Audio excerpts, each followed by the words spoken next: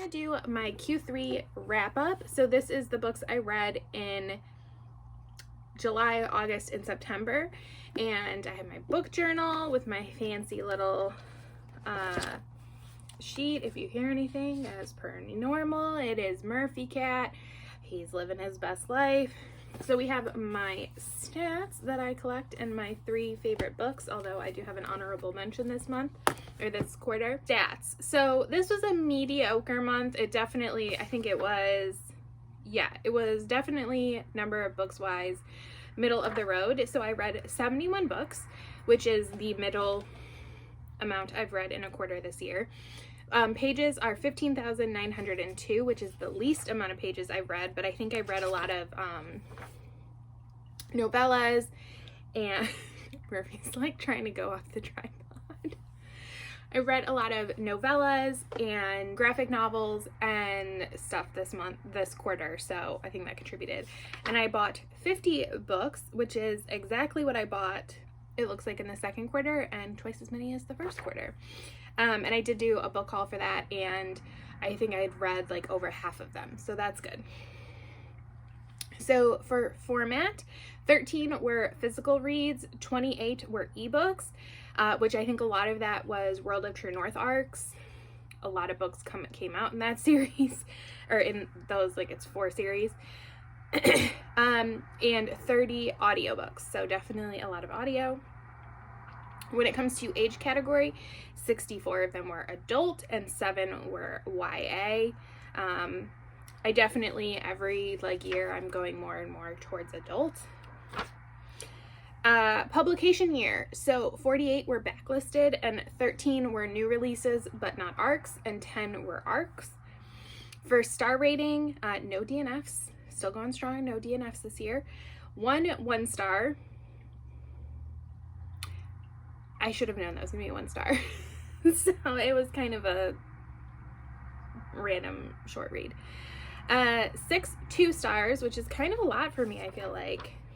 Yeah, it's more than I had in the previous 2 quarters combined. 19 3 stars, 36 4 stars, and 9 5 stars. I feel like that's, no, quarter 2 was just like, well, quarter 2 I read a lot more books. A lot more 5 stars though. When it comes to genre, no surprise to anybody, 55 of them were romance, 5 were fantasy, which I consider fantasy when it's like fantasy heavy, not fantasy romance. That I would classify as romance. 6 nonfiction. I definitely wish there was more nonfiction. I'm kind of behind on how much nonfiction I want to read this year, but it's fine. And 6 other, who knows what those are? They're probably like contemporary YA or something, because I don't really consider contemporary YA romance. Maybe I should, if there's a romance element, I don't know. When it comes to the source of the books, so I had purchased 20 of them, and that includes purchasing physical or purchasing audiobooks. 10 were from Audible, so like usually Audible Plus, or I had gotten them previously when they used to give you free Audible originals every month, and I had downloaded them. 6 were from Scribd, 5 were from my library, so not a lot from my library this quarter. Definitely a dip there. 10 were arcs. Normally I consider this NetGalley, but now I'm just going to consider it whatever.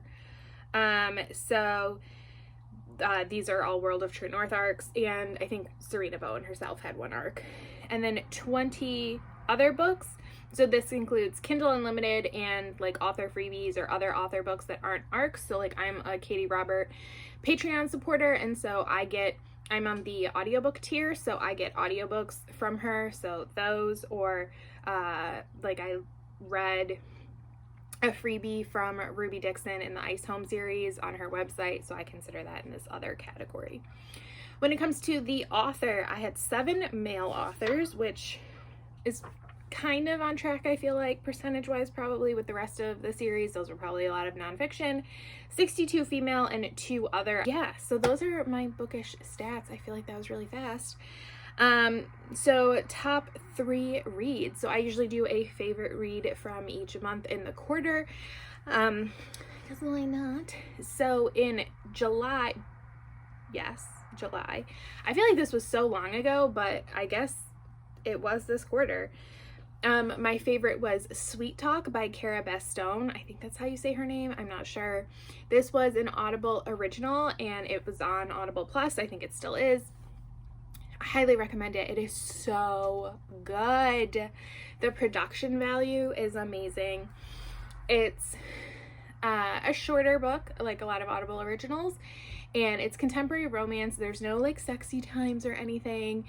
It is so cute. The guy, if I remember correctly, I think he's robbed, and so he's kind of dealing with that, and she is actually his like superintendent, but like, and they start talking to each other, but like I think she knows who he is, but he doesn't know she is his superintendent, and he's kind of intimidated by her because she's a little bit like of a tough lady. Like, I picture her as kind of punky. I don't remember how she was described, but like that, you know, like people have this perception that if you wear like Doc Martens, you're like a mean person or something. I don't know.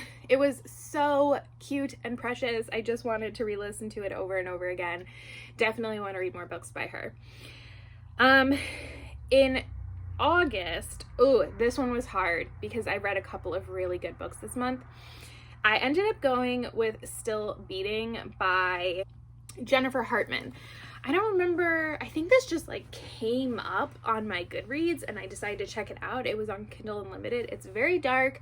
I think it would be very hard for a lot of people to read. So the hero is actually dating the heroine's sister. They're engaged and they've been together for a really long time. The hero and heroine kind of don't get along. And then one night, I think it's like after their engagement party or something, they're like together outside the bar or whatever, and then they get kidnapped. And through their kidnapping, a lot of stuff happens. A lot of really like disturbing things happen, and it forces them to be close together, and then they deal with the fallout of all of that. I could not put this down. It's so emotional. Yeah, I think a lot of people wouldn't like it. I think a lot of people would think it was too dramatic. Some people would probably think it's unbelievable. Also, I know some people had an issue with the like sibling dating thing. I think a lot of people's issue is those two were together for like 15 years, and I understand why people, I think it's weird too, but I didn't care. So I really liked it. I definitely want to read more Jennifer Hartman, but I need to be like emotionally ready. Well, I'm not really triggered by anything. If something's gonna like make me cry and take me on a roller coaster, I need to be prepared. But honorable mention to Blade of Secrets by Tricia Levenseller, because I loved this book too. This is YA fantasy. Oh my gosh, The Shadows Between Us was not my favorite Tricia Levenseller. I think I gave it 3 stars. That was her release last year, but this is back on the 5-star train. I loved the like anxiety, introvert way she described the main character.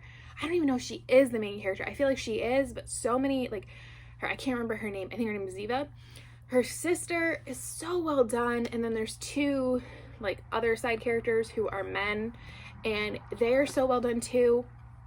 It is so good. It's like not a very long book like her other books, but there is so much there, and I loved the relationship dynamics. So there is definitely a romance, maybe 2, we're hoping, but there's definitely a romance for Ziva, and I love that romance, but I'm loving what she's doing with it, where it's like very slow, but not in that like slow burny angsty way that you're used to. I mean, there's that too, but I feel like Ziva has so much to deal with personally, like with past trauma, and also her anxiety and being an introvert. And while there's nothing wrong with being an introvert, there's nothing wrong necessarily with having anxiety. Obviously, if it's impacting your life negatively, then you should probably seek help.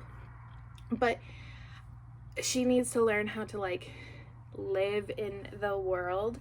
And it doesn't mean like fix herself, but I feel like she needs to take care of herself before she can be in a relationship. So I'm really appreciating what Tricia Levenseller is doing here. It's a duology. I can't wait for the second one. I need it. Oh my gosh, I would have read this in one sitting, but I started reading it right before I went on vacation. I did bring it with me. I read it a little bit on the plane and while I was on vacation, but so good. And then in September, September was a kind of a mediocre reading month. I don't think I had any 5 stars, or if I did, it was probably a reread. So my favorite was Grace and Glory, which is the final Harbinger book by Jennifer L. Armentrout. And I love this series. I think the first book is still my favorite.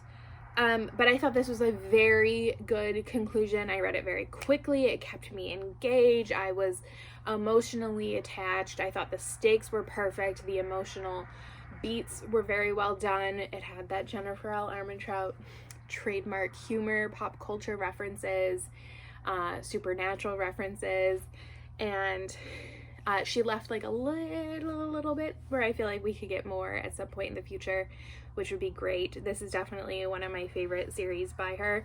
It's funny because my other favorite series is, I really enjoy the Wicked series, but I love the like spin-off, the like Prince, Queen, I don't remember what the other one is, that more. And I feel like you kind of do need to read Wicked before you read those. This, you don't have to read the Dark Elements first, but I feel like you should. You'll get a lot more out of it. But again, this is like a spin-off series and I love it. And it's so funny because going into this, Zane, if you've read the Dark Elements, he was not my, like, I did not like him at all in those books, but here he's so good. But Trinity is a star. We love Trinity. She's amazing. She's fantastic. Probably Jennifer L. Armentrout's best heroine to date. She's also not a traditional JLA heroine, I feel like. But so good. Love her. So yeah, that is my Q3 wrap up, and we got 3 months to go here in 2021. I can't believe it. It's October when I'm filming this. And yeah, so excited to finish this year. Hopefully with tons of good books. Okay, I will see you next time. Bye! With my Shirley Temple hair. They're starting to fall, so I think I will brush them out now. Hi. Okay, I know I should brush out my curls because that's like the appropriate thing to do, but I kind of like this like Shirley Temple kind of sausage curly look. So I think I'm gonna leave it, at least for this video, because I think I'm gonna film like 3 more. So we'll see.